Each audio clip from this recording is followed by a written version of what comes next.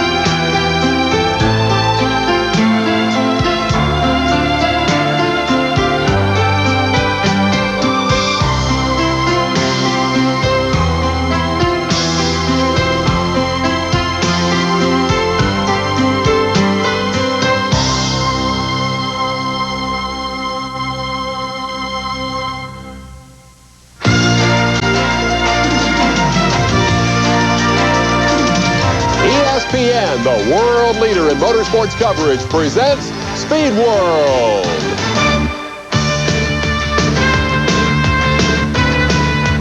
Welcome to Indianapolis, Indiana, which gears up tonight for the 75th time for the event that truly put this place on the map. Go anywhere in the world, utter the word Indy, and you will conjure some image of the great race that was born here back in 1911, the 500. Truly, this old speedway exerts a powerful magnetism on those who love to drive fast cars. It lured our ESPN IndyCar analyst Derek Daly all the way from Dublin, Ireland. And Derek, there's such a sense of history here. So much has changed over the years at Indy. A lot really has changed. The night before the 500 and days passed, you might find the drivers down at the white front, exercising the elbow and swapping lies and war stories. But commercialism has really changed the face of racing over the years. Nowadays, the modern driver, the night before the race, might be out at a sponsor's party, shaking hands, taking pictures, saying the right things to the right person, hoping to get his bills paid for next year. Then he gets home, gets some sleep, and gets here nice and early in the morning. But one of the things that has not changed here is the desire to be successful at the greatest auto racing event in the world, the Indy 500. Well, we speak of the desire for success and of the emotion that surrounds that event, and the first name that comes to mind is that of A.J. Foyt. He has certainly provided the emotional pinnacle of this month of May. It came on pole day as A.J. went out and qualified in the middle of the front row for his 34th and final Indy 500. Less than a year after the horrible crash at Elkhart Lake, Wisconsin that left his legs so badly shattered, A.J. Foyt came back to Indianapolis in the spring of 1991. And Derek, I think we can see that the pain is still there, the pain of that crash, and certainly the memory of that crash, until he gets in that race car and goes out there and starts to drive. And you see him gets out of the car very gingerly, leans down, feels that right foot, because that is the one that gives him a lot of trouble. But A.J. Foyt, every time I see him drive, and we see him now coming out for the first day's practice, everybody cheered. But every time you see this man in a race car, it is something special. He has done more than anybody could ever hope to do or probably will ever do in the future.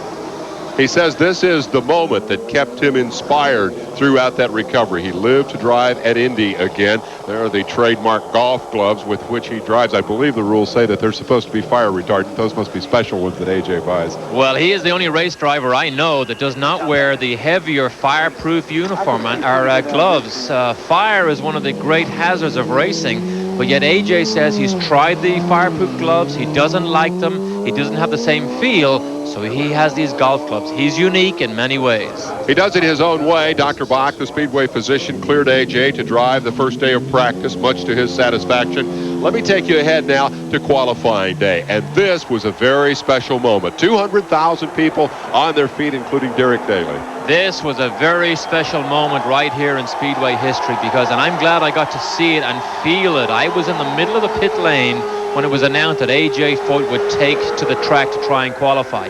When he did a lap of 223 miles an hour, everybody was standing and cheering, and I myself had goosebumps at what I was hearing and seeing, because here was a legend at work, and I know the hard work he put into just coming back to drive a race car, but to be so fast at such a major event really was an incredible accomplishment. He was the first man out for an official qualifying attempt on pole day and really set a magical tone for the afternoon. Not simply his being back, but as Jim Gilmore, his longtime car owner and friend, looked on, their reaction emblematic of the speed that he was running. He didn't just show up, he was here to race. In the years past, I think AJ has caught some criticism about not being fast. Technology, I think they said, passed him out. No longer could you arrive with your car unloaded and talent alone would bring you to the front. These cars are so sensitive, you had to test and try new things, and minute testing and changes makes you fast. AJ didn't have time for that. He was busy with his horses and stuff like that. But to see him come out and bring this speed to the front, that really was what satisfied and gave everybody a lot of joy 2 weeks ago. White flag indicating 1 lap to go. He was, in fact, a little unhappy with this run. He said that they'd raised a gear, perhaps gone too far, that maybe his driving wasn't what it should have been, and yet it's a qualifying run that put him in the middle of row 1. And I'm wondering if he didn't dig down inside to come up with something special, something extra for this run. Well, of course, he's born with that unusual talent, but the car was good. He spent the practice days getting this car sorted out, and when it counted, when it mattered, he was ready. Well, it was a goosebumpy moment as the checkered flag fell 34 years after his first visit here. AJ raced to the middle of row 1, and Jim Gilmore had this to say. I'm not only sky high, I'm so proud of AJ. If you notice the tears in his eyes, you know what it means to him, what it means to me. We've been together 18 years. It's a super marvelous start being number 1 and doing this well qualifying. I'm very proud of him. Is this momentum going to be enough to carry you guys? I mean, there are people here that honestly believe you guys can do this. Can he go 500 miles? Sure. Darn right we can. I think we can do it. I think we'll surprise everybody. The car's working beautifully, and so is AJ. We all. You heard the crowd. Oh, I know it. I know. I feel just great about it. Well, we feel pretty good. You know, we was just a little bit tight, and the track got warm, and I had to tighten my groove up a little bit, and we raised the gear ratio, and I felt I was a little bit too high, but we just wanted to get in solid, and then worry about race day. The fans here, everybody was on their feet all 4 laps. Could you sense that? No, I was kind of busy. I was trying to pay attention, not make a mistake, because it's been a long time since I've been in a car. For all those millions of fans who have watched you 34 years now here, let me say for them, thanks for the memories and thanks for one more opportunity to watch you run the Brickyard. Well, all I can say, if it wouldn't have been for the fans, they're the ones who kept me going. I dearly love them. AJ says he will miss the fans. The emotion of the first day's qualifying surrounded AJ Foyt. Believe you me, the fans will miss him greatly. They truly will. Retirement is not going to come easy for a man as fiercely competitive as AJ Foyt, and yet retirement is inevitable, isn't it? And I think we can all be glad that AJ wrote his swan song so magnificently. We're going to miss him. Well, it's quiet along the front straightaway here tonight. It will be anything but that tomorrow morning at 11 o'clock Central Time when the green flag falls on the 75th running of the Indianapolis 500. The Indy 500 preview show is brought to you by Quaker State. The big Q is One Tough Motor Oil. By Dodge, the official cars and trucks of the 75th Indianapolis 500. And by Ryobi, offering a full line of power tools for professionals and serious do-it-yourselfers. We'll be back with more of our preview show right after this. It's one of the most technologically advanced, most rigorously tested fluids on Earth, relentlessly measured for maximum protection against the friction, the wear and tear, the heat and stress of today's engines.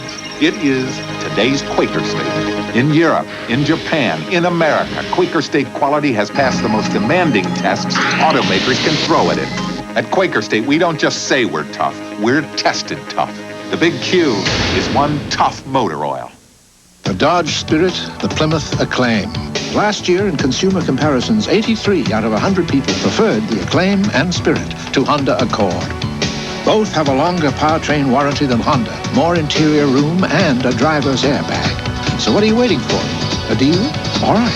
We're offering savings and incentives up to $2,250. Rediscover the great American family car values.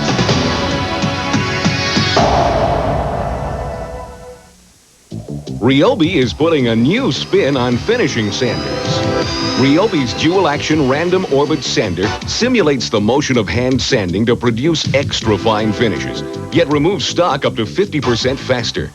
This remarkable sander is cleaner, works in tight areas, removes paint, and with accessories even polishes. Ryobi's putting new spins on power tools. See them at your Ryobi dealers. Get gallon after gallon of great savings at Sears' big Memorial Day paint sale. Our premium quality weather beater flat finish is on sale. Just $12.99 for the paint, guaranteed to last for 10 years. But hurry, sale ends Memorial Day at Sears.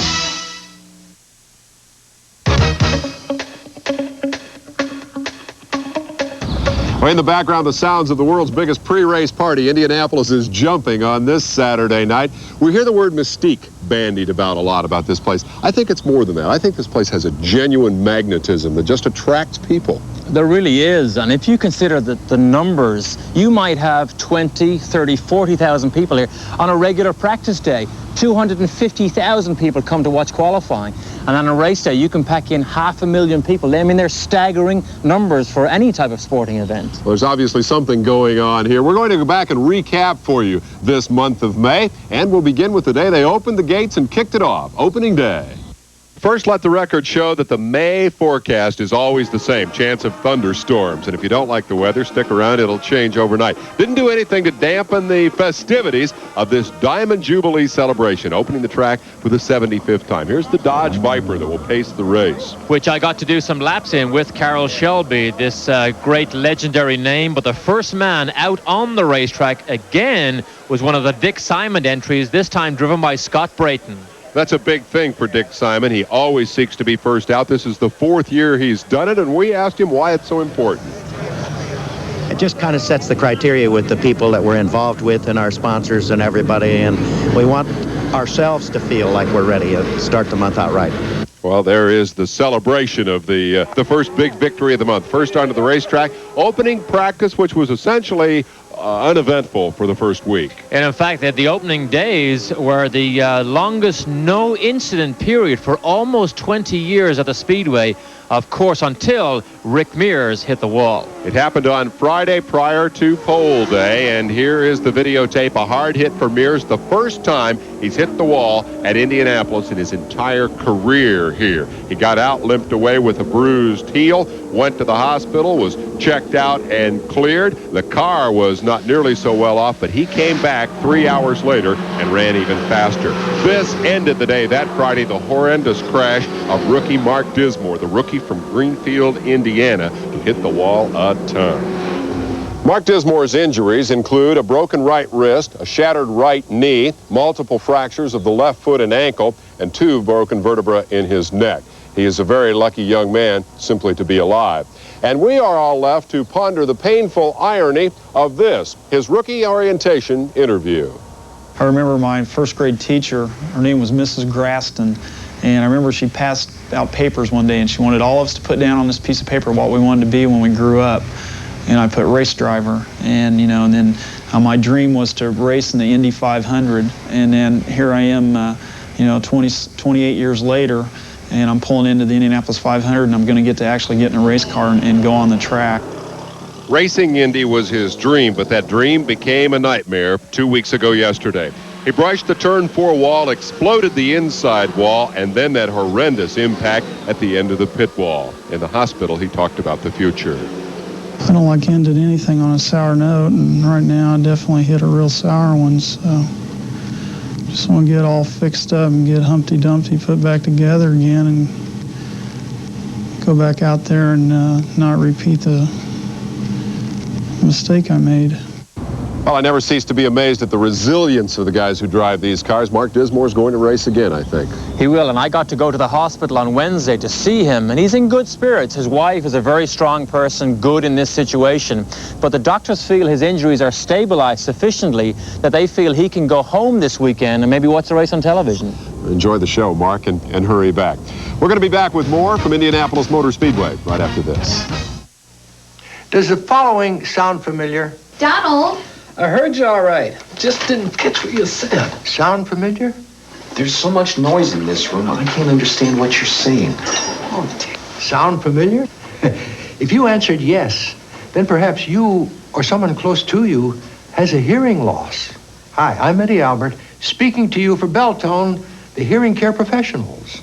You'll be amazed by the technical innovations, like the tiny Beltone Petite, the one I wear.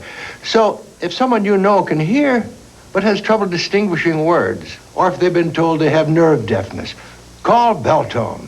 If you're concerned about your hearing, call this number now and get a hearing test right over the phone. This is a free test specially designed for those over 45 years of age. Call toll-free 1-800-776-0400. That's 1-800-776-0400. It's easy and it's free. I think the business of my profession is away from the basketball court. You know, the McDonald's, the Coke, the Nike. These are the business opportunities. But when I step on that basketball court, I'm out here to have fun and relax a little bit. Welcome back to Indianapolis Motor Speedway, where more drivers have won from the pole than any of the other 32 starting positions, and so make Rick Mears the pre-race favorite for tomorrow. The three-time winner of the race has secured his 6th pole. That is a record, and it breaks his own mark of 5. I think it's fair to call Rick the consummate IndyCar racer. My question to you, Derek, is what makes him so good? One of the reasons that makes Rick so good is he's been with this team for 14 years, so they know his style, they know what he needs. Also, Rick has a special ability to run race cars on high-speed circuits like Indianapolis, right on the ragged edge, but be very smooth and get away with it, which makes him fast on a regular basis on super speedways. About the only thing that can befall this man is a mechanical failure, and that is indeed what got him on the Friday before pole day. The car broke, sent him hurtling into the wall. Owner Roger Penske theorized about the cause of this crash. On the rear wheel that the pins that hold the wheel nut on, one of them looked like it had backed out a little bit, so maybe the wheel wasn't on completely flush. That proved to be the diagnosis of the mechanical problem. The amazing thing was that Mears came back 3 hours later in a backup car and ran 226 miles an hour, the fastest he'd gone all month. When a driver has a big crash like Mears had, it's a great confidence booster when his team gives him a backup car or his T car that's every bit as good as his race car, if not even better. Well, of course, that team is the best in the business, Roger Penske's outfit with Mears and Emerson Fittipaldi. And yet, interestingly enough, they're not the fastest two-car team here through qualifying. That honor fell to a pair of Buick Lolas, piloted by a couple of experienced Indy chauffeurs and fielded by an underdog owner. Kevin Cogan paced the early practice month here. His car owned by John Menard, a Wisconsin ice racer who backs it with a crew of jet ski enthusiasts, and they came here with a very special car. A very special car, this 91 Lola Buick. Buick Engines went to Lola in England and said, here's our engine, please build a very special car to make this fast. They came up with a Lola that's totally different than the Chevrolet car. The suspension is different, the bodywork is different, top and bottom, and they have the fastest car here. Gary Bettenhausen would prove to be the fastest man in the field, though he would qualify on the second day, the second-generation member of the Bettenhausen team. John Menard carrying on a David versus Goliath battle against Roger Penske, and for Bettenhausen, going very well. That's the fastest I've ever run here and the easiest. I admire and respect Roger an awful lot, and I think we did just by working hard, and that's what it takes. Sometimes it's just hard work. And so David goes off to battle Goliath. John Menard, the Wisconsin lumberman, and his team ready to take on Roger Penske. The question, can the stock block Buick run 500 miles? Well, we pay this guy to have the answers to questions like that. Will the Buick live? Well, the odds may be against it, but the Buick did last 2 years ago when Crawford almost finished second, so I think it can last. There's a lot of people also here on race day who would like to see a Buick be successful. It would be a popular victory indeed. And so too would a win for Mario Andretti. He's going to lead the family charge from the outside of row 1 tomorrow. We'll have that story when we come back. This is it. Your best chance of the year to save on all Goodyear Eagles, the best-selling line of performance tires in America.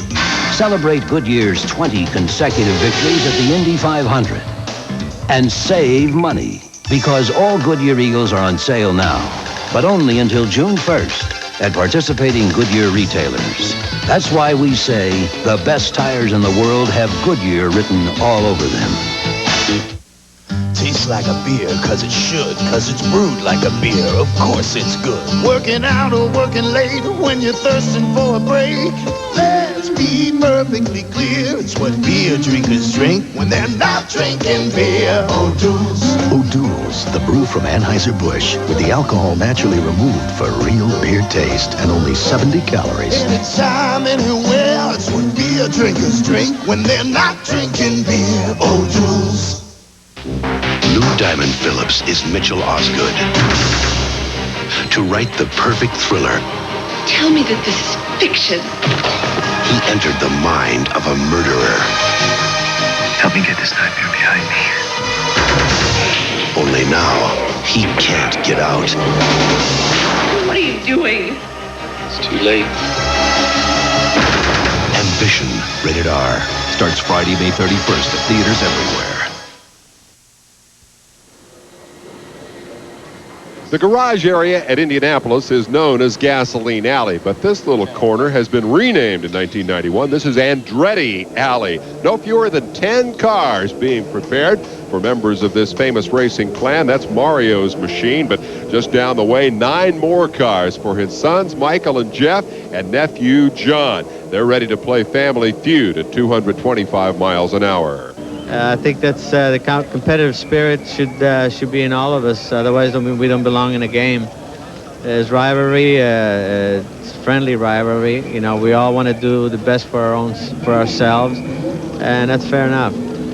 Mario, of course, the patriarch of the family. Jeff, the youngest member. And Michael says that essentially this has been an uneventful month. Getting the family all qualified was the big news. That and getting their picture taken 3,000 or 4,000 times. His sons have learned their lessons well. It's a great family story. The reason they're so good is they can share the critical information while they share their spaghetti at night. You know, AJ wrote a lot of headlines up there in the middle of row 1, but think about Mario. 26 times he's been here, only one time he's won the race. Think about Michael. He really wants to win this race tomorrow because it may be his last 500 for some time, because we all know that the McLaren Formula One project is trying to get Michael over there. He may be gone for a 5-year period. You think he'll be world champion someday? I believe he has the talent. Good luck to all the Andrettis tomorrow. We're going to go from that story of a family dynasty to another interesting story about a couple of Midwestern entrepreneurs who've really strutted their stuff here this month. Indianapolis cafeteria owner Jonathan Bird and veteran IndyCar owner Ron Hemmelgarn have teamed up to field an ambitious 3-car team here this year. Hemmelgarn sold his health spa business a few years back for a reported $17 million. Took the money and put it into IndyCars, and his specialty is putting together deals and giving young drivers an opportunity to get into this rather expensive form of racing. Well, it gives me a project to work on in the winter, and I just like racing, and I like to help a lot of guys that don't get the breaks in racing. So what I do is work all winter long, and I try to get companies that are compatible and work those sponsorships together. And then a lot of times I'll go ahead and help a guy out because I like him, and I'll put the money in myself just to give him an opportunity. One such youngster is Buddy Lazier, who dazzled everybody with a 218-mile-an-hour qualifying run on the final day. But the third member of this team is no youngster, Gordon Johncock, two-time winner of the race. Gordy comes running in off his tractor, and I says, Gordy, you want to run the 500? He says, absolutely. And so we got Gordy back in the seat where he belongs, and be part of the 75th Diamond Anniversary of the Speedway is only appropriate that Gordy be part of that event. And since he does hold the record of the closest race in history, and it'll probably go down that way for many, many years to come. And Johncock was able to make the field, 213 miles an hour. He'll be the 33rd starter tomorrow.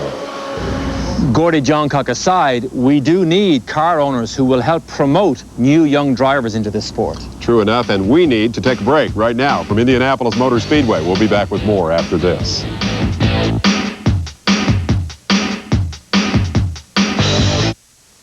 This is Motor Trend's Top 10 pick as the best American sports sedan buy. And this, the best American econo sport. And this, the best American minivan. All of which have one thing in common, the name Dodge. Dodge Spirit RT, Shadow ES Turbo, and Caravan.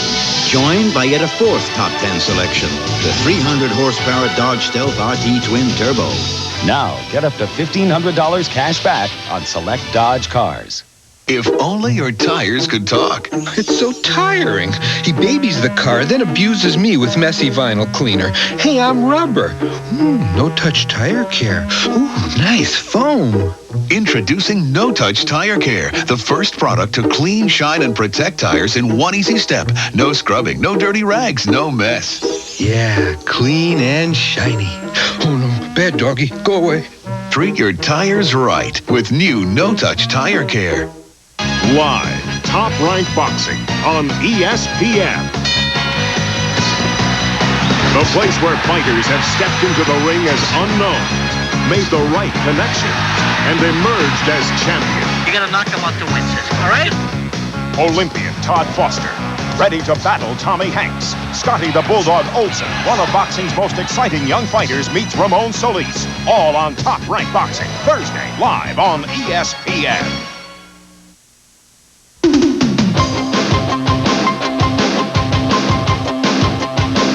Welcome back to Indianapolis, where we have seen the tear in A.J. Foyt's eye, the pride in Mario Andretti's face beaming in those family photographs. And yet I maintain that the man who has had the most emotional month of May is Willie T. Ribbs, attempting to become the first black driver in the history of this race. After Willie T. blew up about his 5th engine, he thought his month of May was over. But we put a microphone on Derek Walker, his team owner, and we followed him for what was to become an emotional day. What's the latest? Stand by to do a bit of testing. Nobody's in line? Just Randy Lewis has stepped up to it. Gonna go. We gotta wait for him, right? Yeah. Okay, let's go. John, give me an update on that weather. I've been watching it. It hasn't changed. They're saying that chance later this afternoon of showers. It feels like the engine's kind of tightening up. And every lap he goes, it gets more and more. It's like he's losing RPM. The engine's tightening up. That's it. Let's get ready with the water.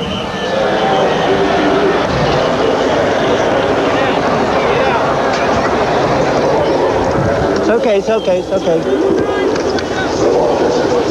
You're all right. Just smoke. Yes, I tell you, I was... No, it's not your fault, Josh. We told them it was laying down on us, so... The thing was just... It was laboring the whole time, and when I went out this time, the thing just died. Oil light come on at all? I didn't notice. I don't think so. Did you just lose power, or did you feel mechanical? It lost power. Okay, like a no boost? No boost. So it might be in the turbo. I know. Maybe just the turbo. As quick as you can, I'd like to see this turbo back in again, please. Ready?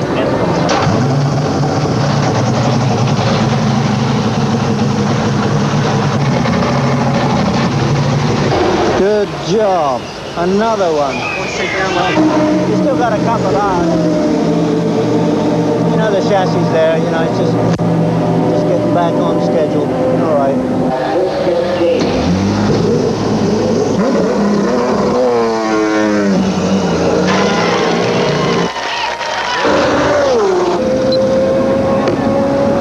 Huh? 95.8. What's the risk factor? High risk, low risk? Okay, let's go. 57. Let's run it. The car feel pretty good? Yeah, pretty good. That helped a lot. That helped a lot. We'll put fuel in and go for it. 2 laps, get her up to speed, get it going. If it don't feel right, just get on the radio, put your hand up, we'll wave it off and go. Okay. You know, 3 attempts, so no rush. Okay. No problem. Right in the ballpark. All right. And so after the agonizing string of mechanical failures, Willie finally went out to try to be the first black man to make the race. Really a display of perseverance in more than one way. It really was, and what we heard there was a great intimate relationship that has developed between Willie T. Reeves and Derek Walker, the man he relies on to guide him as to what was going to go on and happen this weekend. But really, it was a tremendous performance because Willie T really drew a lot of criticism when he came here several years ago. They said he couldn't do it. He wasn't good in open-wheel cars. He came up with 2 miles an hour he hadn't had before and then talked to Jerry Punch.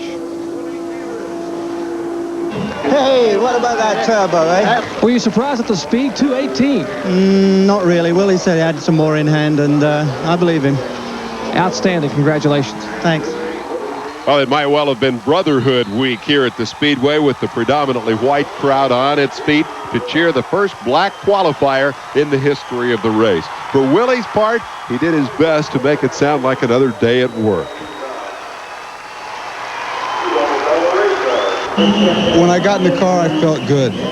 You know, I just felt that all the help that I've gotten from Buick and Goodyear and all the people that have been behind me and the fans, I just felt really comfortable, like it was like nothing had ever happened, like 5 engines weren't blown up and turbochargers hasn't exploded.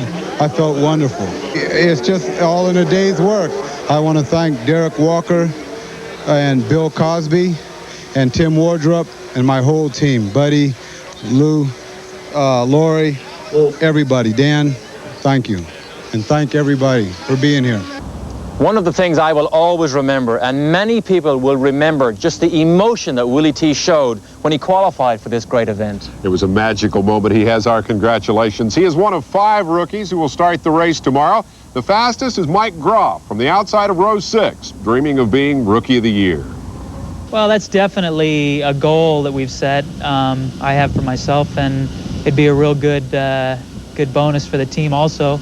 But I think mainly my concentration is focused on just doing the best we can and getting the most out of the car and, you know, just wringing the most speed we can out of the car. Where we end up at the end of the month with the Rookie of the Year award, we'll see. You know, it'd be nice. This is a big race and it's real awesome. And if I can just keep focused on what I'm doing, I think I'll be all right. The '89 ARS champion, fastest of the rookies in the field by a narrow margin over Hiro Matsushita. He's the heir to the Panasonic fortune and thus an unwitting symbol of the buy-a-ride phenomenon that is modern IndyCar racing. Let the record show you can't buy the skill and courage to go 218 miles an hour. He was 15th fastest in his 33-car field. Any thoughts on the rookies tomorrow? Matsushita really struggled to get that speed and really surprised people when he got it. I think Mike Groff has been a model of consistency and speed all month. Consistency can make you Rookie of the Year in Indianapolis. We'll be back with more from the Speedway right after this.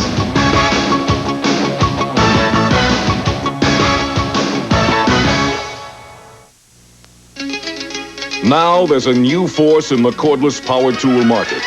It's Torque Force, a series of new cordless driver drills from Ryobi. Torque Force provides 30% more torque because of breakthrough motor technology and sophisticated magnetic field advancements.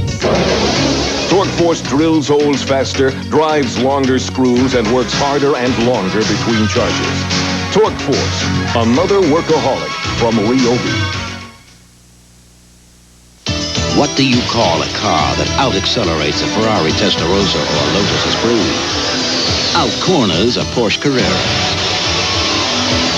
Has been called the affordable Ferrari by Motor Trend and was named one of the world's top 10 performance car values. You call it the Dodge Stealth RT Turbo. Now choose from 4 Stealth models starting at $16,878. Welcome home, America. Advantage Dodge.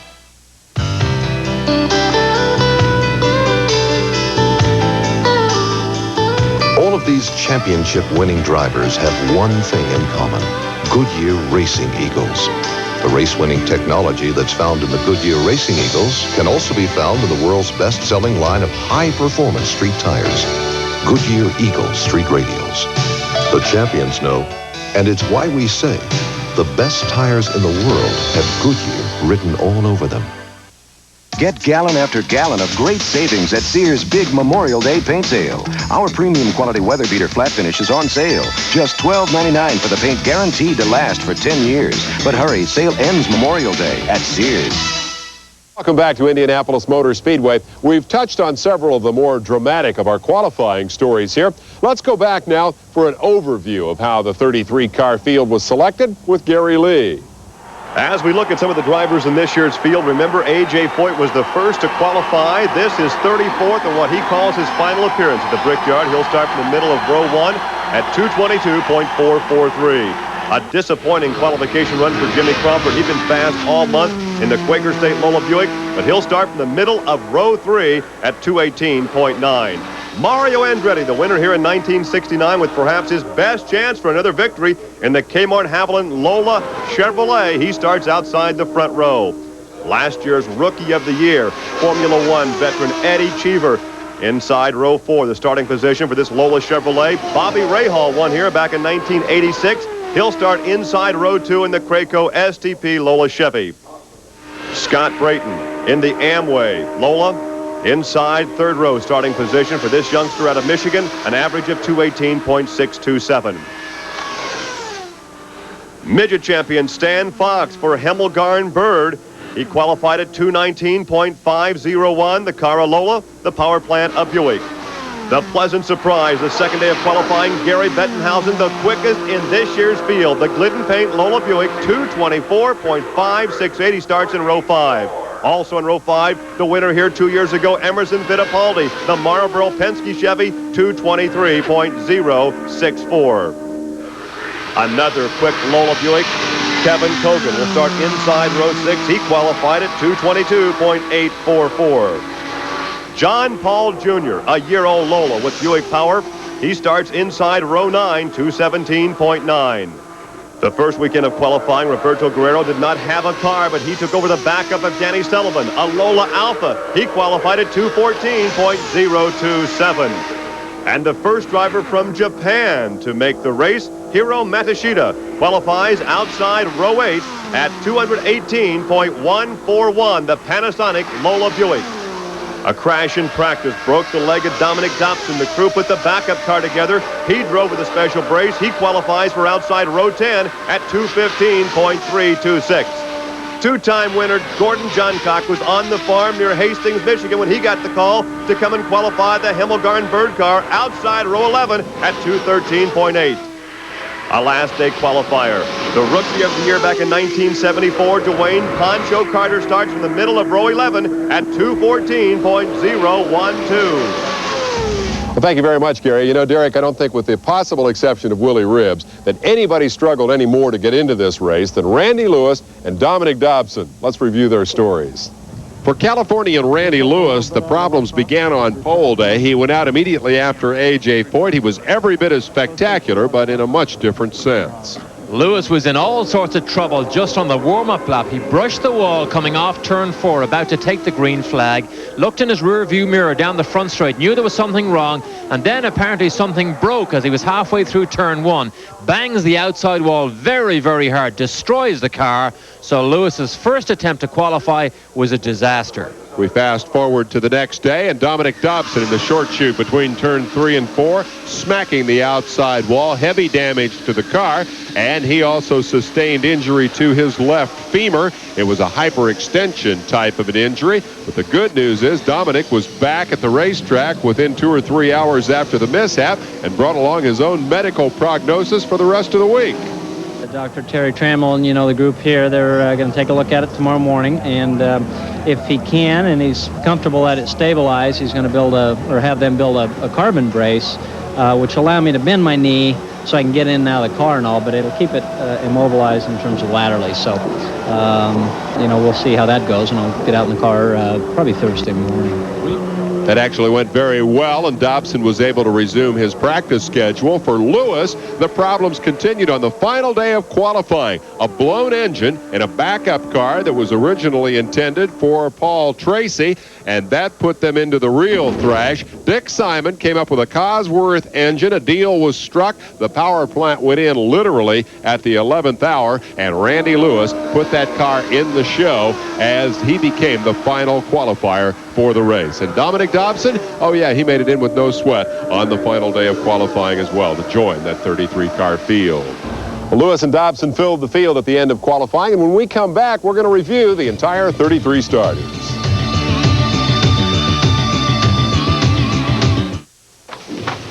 You were just lucky today. Hey, I've been working on it.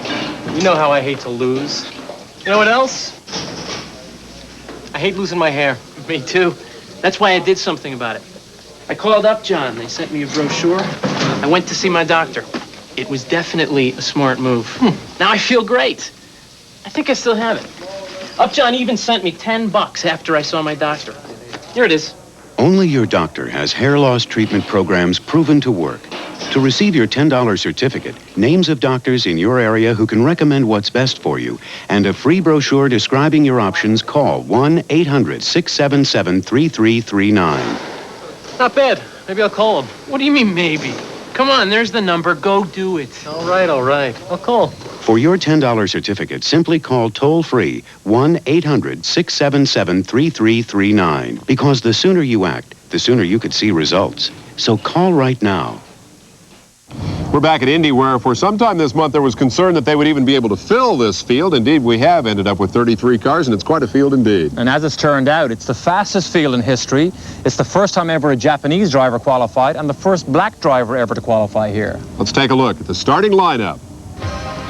A lot of magic in that front row. Rick Mears with his record 6th pole. AJ with the Cinderella run to the middle of the row. And almost overshadowing Mario on the outside, who's won this race only once in 25 tries. Row 2 on the inside is Bobby Rahal. Another Andretti in the middle, Michael Andretti, and the current PPG IndyCar World Series title holder, Al Unser Jr. on the outside. Cousin John Andretti is inside row 3 with Jim Crawford, who struggled with engine problems all month, and Danny Sullivan, the 75 winner here.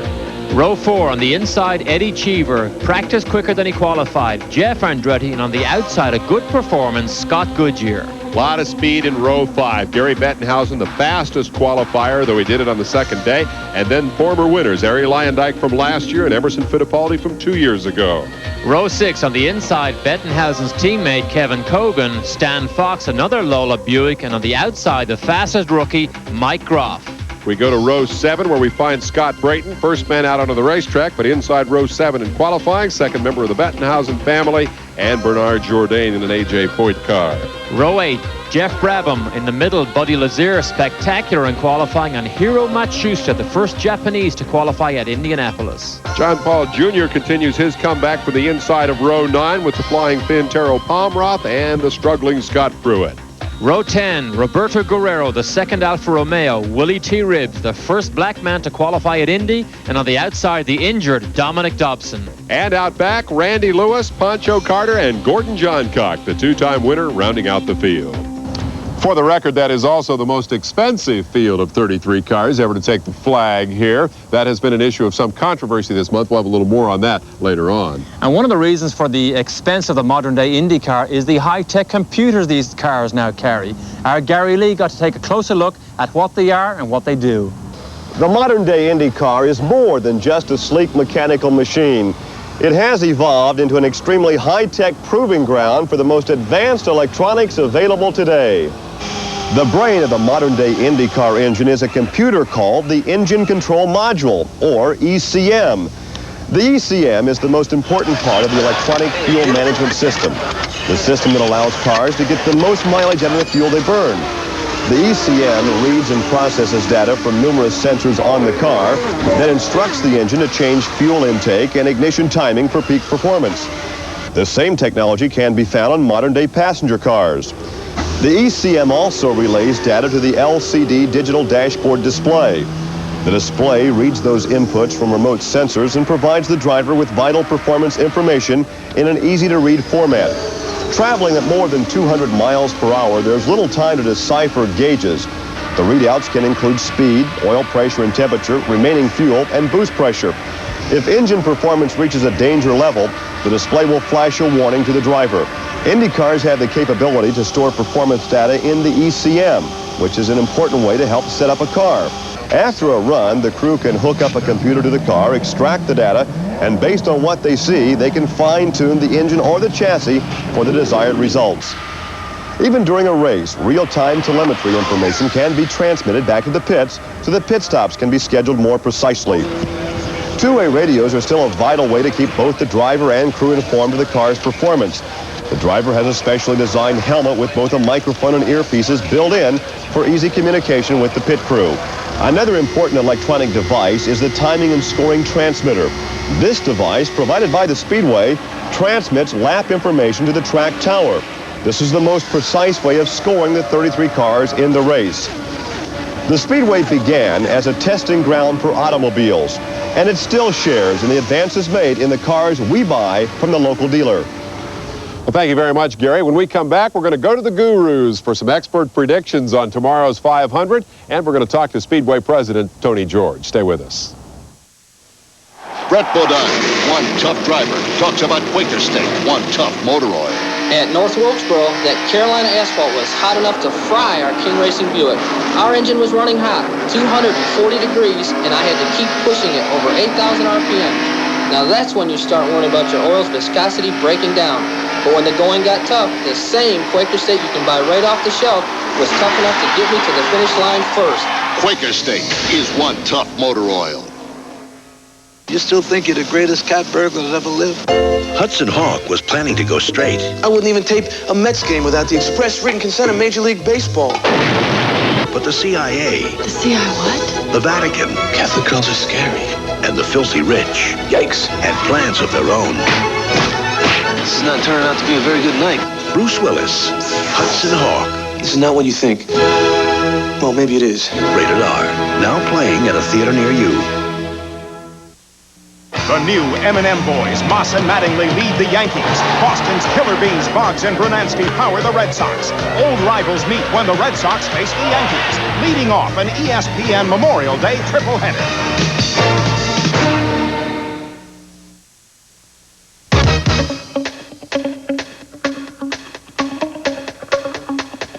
An undercurrent throughout this month of May at Indianapolis has been the shortage of cars. Focusing attention on that issue was the inability of four-time race winner Al Unser to come up with a ride. The key to that issue is costs, and that's where we began a conversation with Speedway President Tony George. I don't see it ever becoming less expensive than it is right now, but I think we need to, try and control the upward spiral that has been present in the past several years. I mean, it goes up faster than the speeds go up. There's a lot of things to be considered over the course of the next few months, that are going to affect the way IndyCar racing goes for the next, decade, really. Tony, why not just write your own rules? You have the best show in town. You have the IndyCar race that everybody wants to race in. If you're concerned about the size of the fields, why not just write your own rules? So many people say that we ought to just say, here's the way it's going to be, guys, and if you want to participate, this is what's got to happen. But I think we need to consider a new formula. I think we need to come up with a universal formula that will encourage good competitive racing on a national and international basis. I think IndyCars can remain at home and promote a national series. I guess it's a little idealistic, but I would like to see, if Formula One World Championship Series and an IndyCar National Championship Series, and then, the best of everything, get together for, a 3-race series, for the really big money. In your mind, does Bernie Ecclestone, the guru, if you will, of Formula One racing, really fear the expansion of IndyCar racing overseas? Do you think he views this American series as competition for his worldwide series?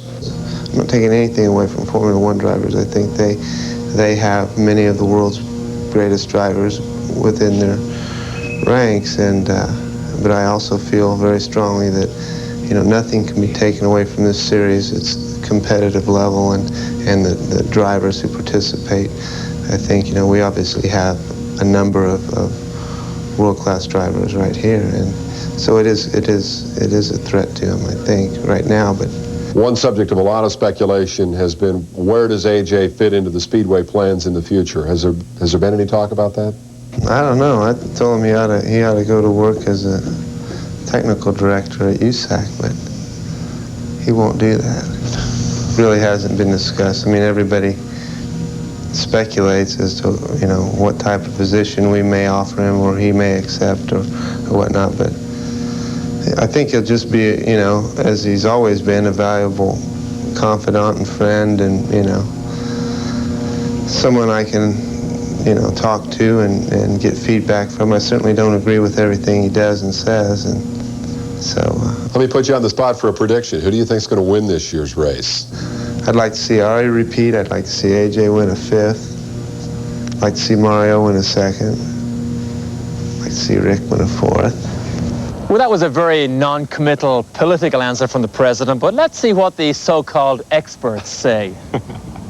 The editor of this newspaper says Mario Andretti's bad luck cannot continue another year. There's your winner. Well, I've gone out on a limb and gone with John Andretti as my off-the-wall pick. I think John's performed well all month long, and the Pennzoil Spatial has performed very well. I say Michael Andretti because this is going to be his last chance to win it in the next 5 years, because he says he's going to Formula One, so he's going to put all of his effort into this one. Rick Mears is going to win it. He's very consistent on the ovals, and I think he's due here again. Rick Mears. He is strong. He's got good equipment. He's got a great starting position. He knows what he's doing up front. If you have to narrow it down to one guy, that's the guy I want to put my $5 on. I've been picking Bobby Rahal just about everybody asks me. I think he's having a month like he had last year, and last year I think he was a little unlucky at the end. He almost won it last year. So these guys that have a quiet month like that, that's the ones you got to really watch for. I hope you don't think I'm going to let him off the hook. We'll get his prediction on who's going to win this thing. I'll tell you who I think, too. And when we come back, we're going to review last year's monumental Indy 500.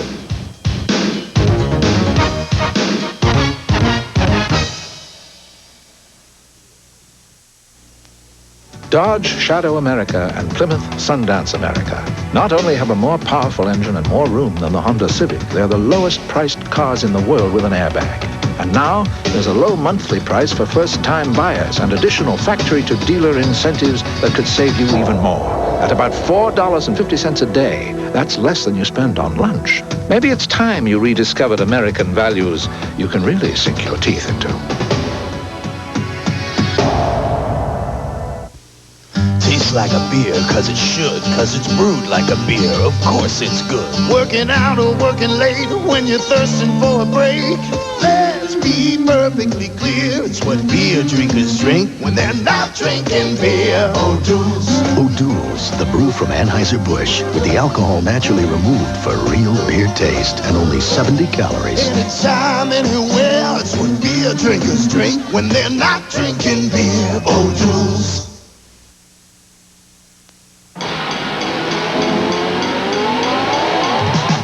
Lime Rockers, start rockin'. It's a Memorial Day racing classic, the Lime Rock Camel Grand Prix, 4:30 Eastern on ESPN.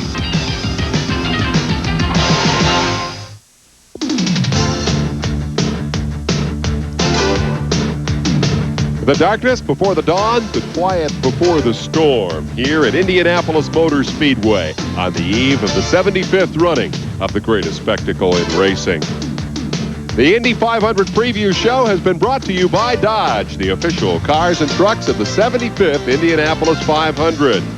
By Quaker State, the Big Q is one tough motor oil. And by O'Doul's non-alcoholic brew. Brewed like a premium beer to taste like a premium beer. Dave Despain with Derek Daly. We're back at Indianapolis Motor Speedway, and imagine, if you can, the thrill of winning your first IndyCar race right here at the Brickyard. It happened a year ago. Bob Jenkins, ESPN motorsports commentator and radio voice of the 500, recalls that great race.